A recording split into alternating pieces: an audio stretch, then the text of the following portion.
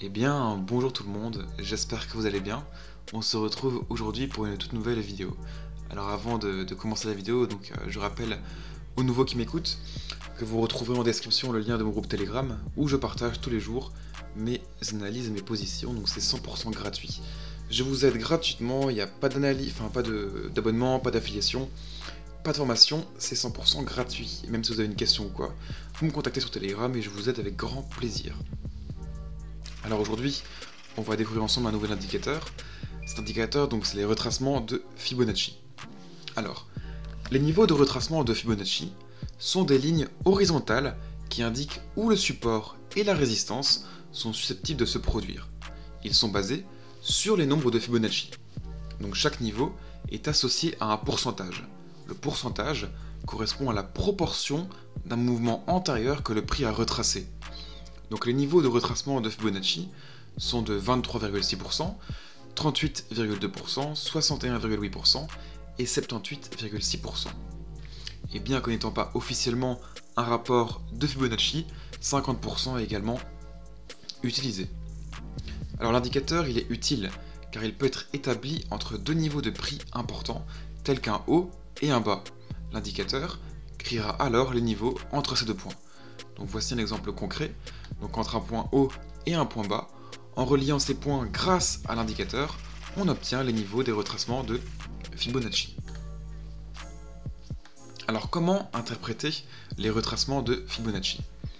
Les retracements de Fibonacci peuvent être utilisés pour passer des ordres d'entrée, déterminer les niveaux de stop-loss ou fixer des objectifs de prix.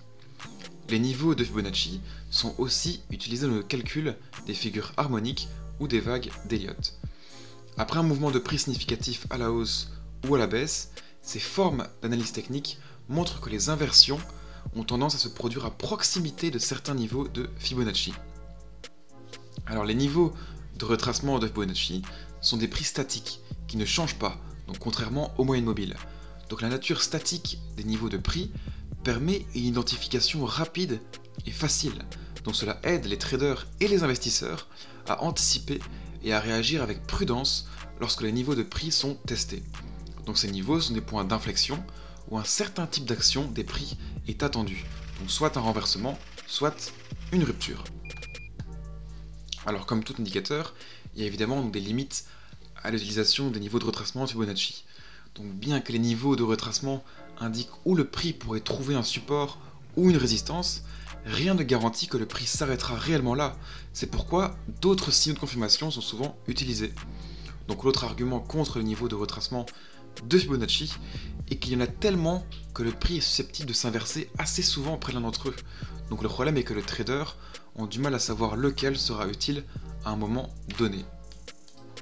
Donc voilà, maintenant vous savez ce que sont les retracements de Fibonacci et comment les interpréter. Donc vous voyez que c'est pas très compliqué, vous avez juste vraiment à repérer surtout sur de grandes time frames. En tout cas vous aurez plus de poids en tout cas dans votre analyse. Vous repérez donc un point haut et un point bas, vous les reliez grâce à l'indicateur, les niveaux de Fibonacci vont automatiquement se créer, et après voilà, il n'y a plus qu'à les interpréter du mieux possible. Donc voilà, certains vont les utiliser, d'autres pas, c'est encore une fois à votre guise. Essayez de les compléter avec, dans votre stratégie par exemple, pour essayer de vous entraîner ou d'optimiser votre stratégie. Ils sont très utiles. Après moi personnellement, dans ma stratégie de réintégration et de cassure de range, je ne les utilise pas, bien que parfois ils peuvent être utiles, mais voilà, je préfère me concentrer sur d'autres indicateurs que j'ai déjà expliqué en vidéo ou sur mon canal Telegram. Mais par contre, avec ma stratégie qui concerne les figures harmoniques, là j'utilise les retracements de Fibonacci, et ils sont même très très pratiques. Donc pour les plus anciens qui me suivent, sur mon canal Telegram, vous pouvez voir que voilà, dans mes analyses finales, on retrouvait les retracements de Fibonacci qui étaient tracés et qui me servaient en fait d'objectif de prix. Pour savoir, voilà, souvent quand ça avait retracé à 50%, je faisais une clôture partielle ou bien je coupais ma position, etc. Donc c'est vraiment être très pratique à ce niveau-là. Donc voilà, j'espère que ça vous aura aidé, que ça vous aura plu. N'hésitez pas encore une fois à me contacter sur Telegram et à vous abonner à mon canal, c'est 100% gratuit. Donc merci à vous. Au revoir, bon trading. Je reçois 5 sur 5 sur Saturne, créateur de la prochaine thune.